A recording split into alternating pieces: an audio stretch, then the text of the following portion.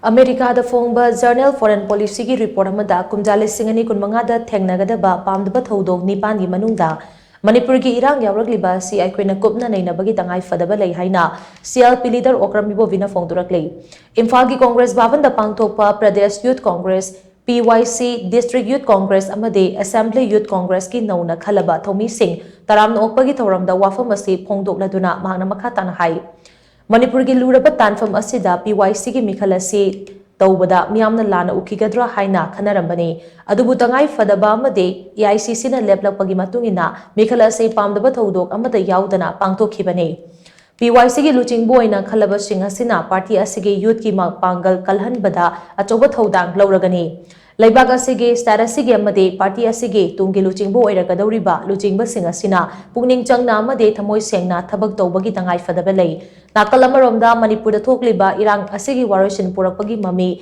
ngasi fauba uba phangdaba asi laibak thibani Double engine government ki matamda lengaklon soibadagi ngasi di miyoy kayagi punsi mangle haina su OKRAM IBOBI na nungnangba phongdokhi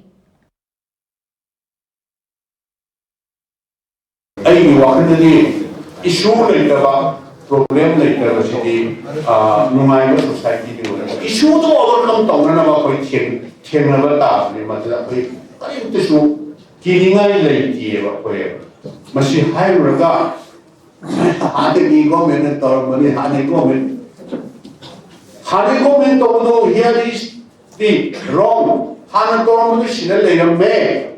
Machine appointed to open high to Haina, Hana Torma, I don't hear later. Hana government are machine torme, machine appointed to open high. High to government. Government IBC continuously. Mulia di government tila perintah poi sehingga menunga le papis kawan parlemen. Hausi moi le government si moi permanent nanti. Government si government macam kini government melah ni.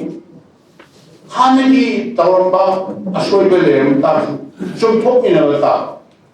Ado nak kerana hanya tahun bani anak koi tu. Hamam kongrai saya lagi yengan lagi bertarah. Manung Da Pradesh Youth Congress Committee Manipur. Madhugi Matunda N. Bojendro Singh, Adugi Habuk Nunsakre, Matanda CS Rajeshwar Singh, Vice President Oliva Kumari Tirotama. Thauramadu MPCC ki President Kaisam Megasandrona hai KUMJA lising ani tara marida Prime Minister na Laibag asigi naha kaya thabak pigani haikhiba amadi KUMJA lising ani tara tareta state lengangna Naha sing thabak pigani haiduna aran bathajaba kaya pikiba adu ngasi fauba thabak to onthoktana leiri madugi ona tainabada miyam ase double engine lengak asina aduki mate wahanduna thamle oiragliba pibam masida laibag asigi naha singi oiba mapangal leiba apunbagi saktam ama sagatpagi Tangai Phadaba lakle laibag asigi tungi laibag lepadawriba naha sing asigi apunba saktam ama sagatuna laibag ase kannaba honamina si haina su mahagna makata na phongdokhi